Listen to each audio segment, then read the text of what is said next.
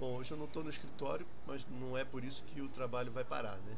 Então eu estou aqui de posse do meu caderninho, trabalhando algumas ideias, organizando alguns pensamentos, desenvolvendo algumas premissas que eu tinha guardadas no outro caderno para estruturar histórias. E como eu pretendo ficar aqui por um tempinho ainda, eu vou registrando e comentando a produção.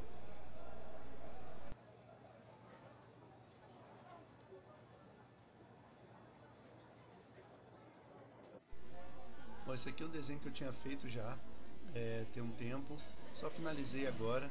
É a deusa, né, da história Vozes Abandonadas, que a Clélia fala, né, a deusa de Tântalo.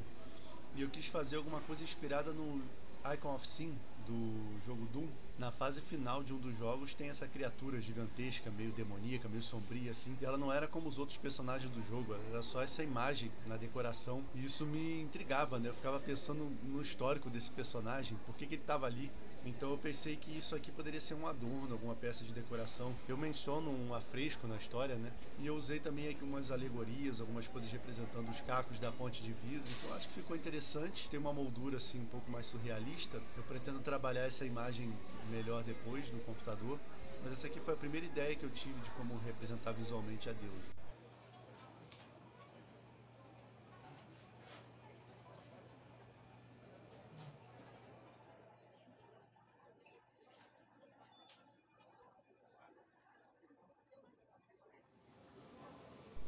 Bom, essa aqui é a primeira ideia promissora do dia. Eu estava aqui rabiscando algumas linhas e acabei com esse personagem que é meio robô, meio artificial, assim, meio cavaleiro medieval. E eu estou pensando em algumas coisas para ele, isso pode virar uma história eventualmente.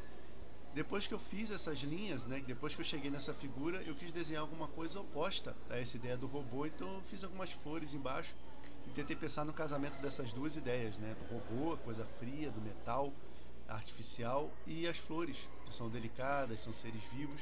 Eu penso nessa figura como alguém que foi deixado para trás. Ele é uma criatura artificial, de repente ele ficou obsoleto e foi abandonado. Então eu estou imaginando alguma coisa nessa linha. Vou pensar um pouquinho mais aqui para ver se essa ideia vai para frente. Eu tinha feito algumas formas na parte de trás da cabeça do personagem, ali perto da nuca, quase de maneira automática. Como eu pensei num elmo medieval, então isso poderia ser um complemento, aquela crina que geralmente se usa, ou então uns dreadlocks, como no Predador. Mas de repente essas formas podem ser cabos que se partiram. Esse personagem poderia fazer conexões com uma máquina maior, ocasionalmente, e essas conexões se romperam quando ele saiu do seu lugar de origem.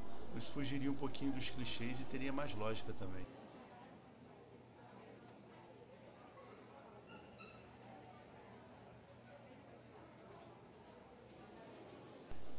Eu costumo fazer muito essas páginas que misturam imagem com textos e palavras-chave. São uma espécie de mapa mental, né, meio informal. Me ajudam muito a pensar e a dar origem a certas ideias. Às vezes eu dou uma travada e fico sem ter o que acrescentar. E aí eu passo um tempinho mexendo no desenho, fazendo uns risquinhos, umas sombras, até surgir alguma coisa. Eu sempre procuro fazer isso sem pressão nenhuma.